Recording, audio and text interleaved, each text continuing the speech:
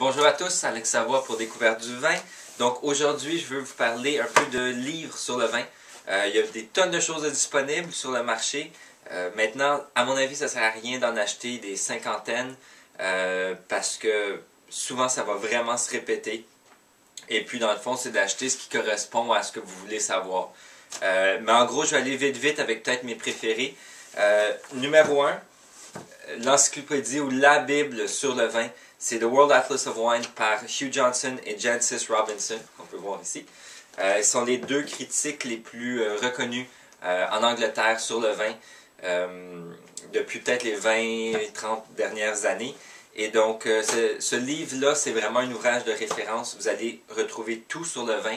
Il n'y a rien qui va trop en détail, mais ça va couvrir absolument tout de comment on fait le vin, comment on garde le vin, jusqu'à toutes les régions vinicoles à travers le monde. Il y a même 2 pages sur le Canada, par exemple. Et puis, mais il n'y a rien de trop en détail. Donc, si vous voulez aller voir qu'est-ce qui se passe en Espagne, bon, ben vous allez, chapitre sur l'Espagne. Bon, peut-être vous voulez apprendre sur la Rioja. Bon, c'est 2 pages.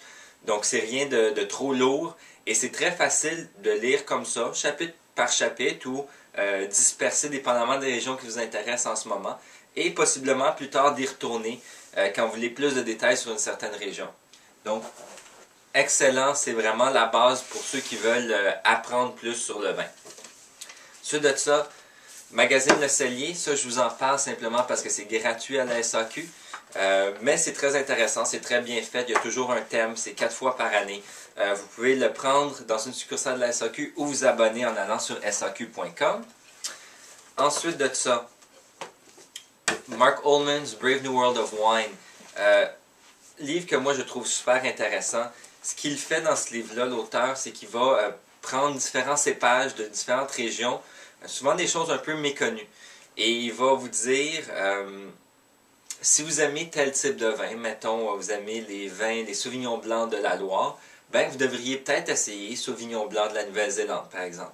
Ou vous aimez les Riesling en général, ben peut-être vous devriez essayer des Riesling de l'Australie. Des choses comme ça. Et donc, c'est très léger, c'est plein de petits chapitres. Là. Il y a une cinquantaine de vins qu'ils proposent. Ce n'est pas des vins spécifiques, mais plutôt un cépage d'une certaine région. Et donc, c'est des choses que les gens dans l'industrie connaissent que généralement le grand public ne connaît pas. Donc, pour ceux qui aiment découvrir des nouvelles choses dans le vin, ça, c'est vraiment un bon outil. Et puis, c'est très facile, en lisant ces petits chapitres de 3-4 pages, de savoir si c'est quelque chose que vous voulez essayer ou pas. Il décrit assez bien, de façon assez imagée, que c'est pas trop compliqué, puis à la fin, on se demande pas, oui, mais qu'est-ce qui se passe avec ci, qu'est-ce qui se passe avec ça. Autre chose, les guides d'achat, j'en ai peut-être 6-7, là, et puis honnêtement, je trouve ça complètement inutile d'en avoir autant que ça. Peut-être, si vous voulez vous en acheter un, au Québec, on a les plus connus, François Chartier, Michel Faneuf.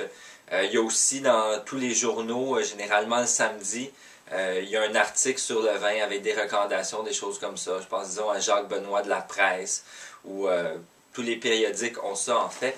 Et puis, donc l'idéal, c'est peut-être de trouver un critique qui s'accorde bien sur vos goûts.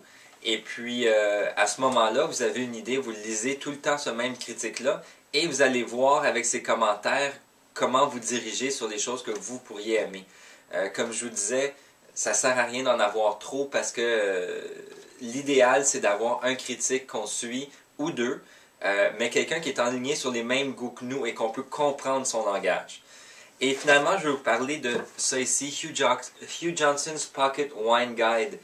C'est pas du tout un guide d'achat. Il ne parle pas de vin spécifique. C'est un petit livre qui sort à chaque année, qui est super bien fait. C'est un petit peu difficile au début d'embarquer dedans parce qu'il y a plein d'abréviations et de choses comme ça.